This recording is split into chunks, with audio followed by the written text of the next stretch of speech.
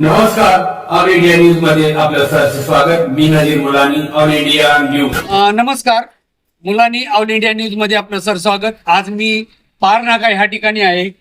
आपण पाहू शकता ही gutter no guarantee no warranty हे प्रत्येक वर्षी फुटलं जातं. या गटरचे हैसियत आहे. मी गेल्या वर्षी बी एक बातमी लावली होती.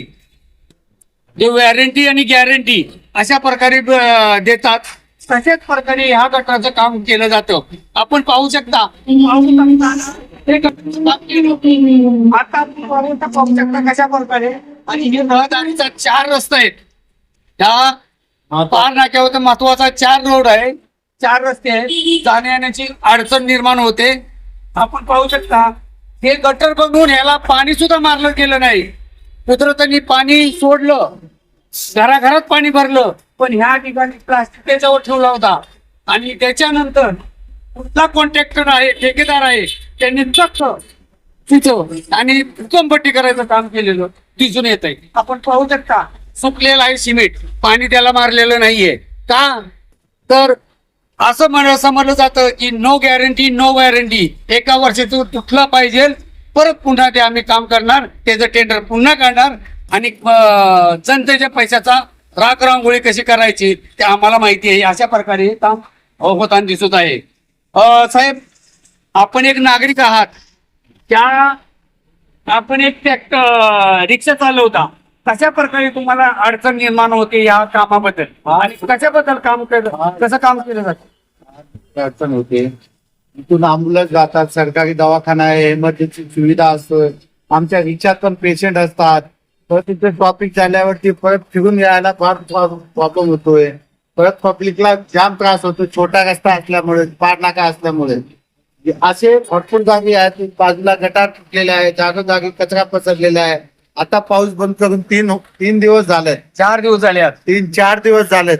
कोणीच काही घेत नाही दखलात. आम्ही महानगरपालिकात गेलो, नुसता हो बोलतात, दिलाला तसल्ली देतात. आम्ही येतो, कचरा उचलतो, घाण उचलतो, हे करतो, एकदम गोड गोड बोलतात, पण काहीच काम होत नाही. मग आता हे सध्या पाऊस नाही आणि ह्याच्यावर आपण तुम्ही पाणी मारताना पाहिलं का कधी? काहीच नाही, एकदम भोंगळ कारभार आहे. आता ह्या सिमेंटेला बोलणार पाणी लागतं की नाही लागतं मजबूतीला?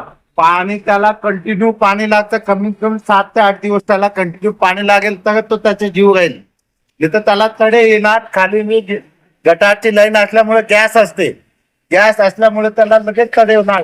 एका वर्षात परत फुटणार तो. गेल्या वर्षी दरवर्षी असंच असतो. दरवर्षी कोणतं ना कोणतं झाकण फुटतो. असं टेंडर काढतात, खर्च काढतात. त्यांना बोलणार कोण नाही, विचारणार कोणी नाही. जनतेच्या कराचा नासाडी करतात. तर ह्याच्यावरती तुम्ही काय बोलणार आहात? एवढी नासाडी करतात की बोलणारा कोणी नाही. माझ्यासारखं एकदम साधारण कार्यकर्ता, साधारण माणसं बोलायला गेला ते आगे तुगेमध्ये उत्तर देताना कसे तरी दाबायचे प्रयत्न करतात. असं एकदम मन मोडकं म्हणजे काही नाही. वसईत म्हणजे एकदम कसं जसं पाहिजे तसं राहायचं. दोष हे कोणाला देऊ शकता तुम्ही?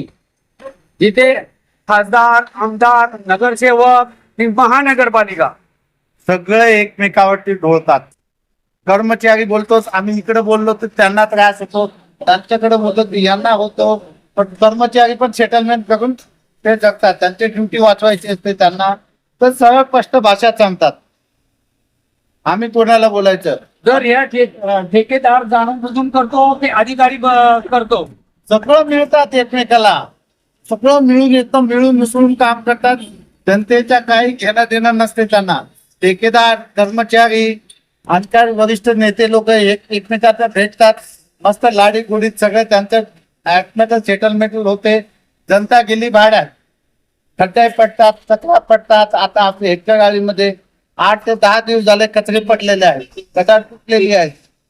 मी 2दा ऑफिसला गेलो, काहीच होत नाही. एकदम गोड बोलतात, एवढं छान बोलतात. चहा कॉफी विचारतात, सगळं विचारतात, मस्त गोड बोलून काढून देतात. हो साहेब, लगेच उचलणार ना, असं तसं हे ते बहाना करतात. मग एकदम गोड बोलून.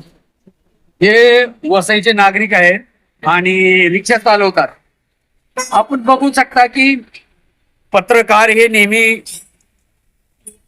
निगेटिव्ह आणि पॉझिटिव्ह हे दोन्ही भाग असतात. छापा आणि काटा हे दोन्ही बातम्या धावतात. तर माझं म्हणण्याचा उद्देश हे आहे, आपण नागरिकांकडून जाणून घेतलं असेल की कशा प्रकारे पैशाचा चुराडा केला जातो. काम होत नसेल, लोकांना अडचणी येतात. 4 रस्ता आहे, या इथे सरकारी दवाखाना आहे, हे समोर बी प्रायव्हेट दवाखाना आहे, तिथे रहदारी असेल आणि अँब्युलन्सला बी अडथळा पडतो. तर हे कितपत योग्य आहे? हे जनतेच्या पैशाचा चुराडा करणे, गैरचोर करणे आणि लोकांना कसं इटीस धरणे, हे प्रकार घडत असताना नक्की हे प्रतिनिधी काय करतात ह्याच्यावर सवाल जनतेमधून एक मी पत्रकार म्हणून उठवत आहे. नक्कीच याला आमदार असतील, खासदार असतील, यातील नगरसेवक असतील आणि प्रशासन, हे महानगरपालिका यांनी जातीनं लक्ष घालावं, जेणेकरून गॅरंटी अशा प्रकारे काम होऊ नये. प्रत्येक वर्षी हा तुटला जातो रस्ता आणि पुन्हा बनवला जातो, पुन्हा त्याला टेंडर काढलं जातं, पुन्हा ते पैसे दिले जातात आणि हे माणसाच्या करातून पैसे कसे वाटोळ करायचं हे ते काम करतात. मी माझ्या चॅनलच्या माध्यमातून जे जाहीर करत आहे की हे पार नाका आहे आणि ह्या ठिकाणी अशा प्रकारे प्रत्येक वर्षी जर असे फुटत असेल आणि काम करण्याचं का होत असेल आणि पैशाची चोराडी होत असेल तर ही योग्य नाही. आपण नक्कीच योग्य काम करावं, चांगलं काम करावं आणि ठेकेदाराला सुद्धा त्याची बजावणी करावी आणि त्यांना त्या टेंडरच्या मार्फत, हे कमिशनच्या मार्फत होतं त्यामुळं टेंडर केलं जातं आणि त्यानंतर हे पैसा कसा पाण्यात केला जातो आणि फक्त आपलं पोट अशा प्रकारे हे वातावरण दिसतंय. तर माझ्या चॅनलच्या माध्यमातून मी प्रत्येक यातले प्रतिनिधींना मी सांगू इच्छितो की आपण जातीने लक्ष घालावं आणि योग्य ते काम तिथून पुढे करण्याचं काम करावं. जय हिंद, जय महाराष्ट्र. धन्यवाद.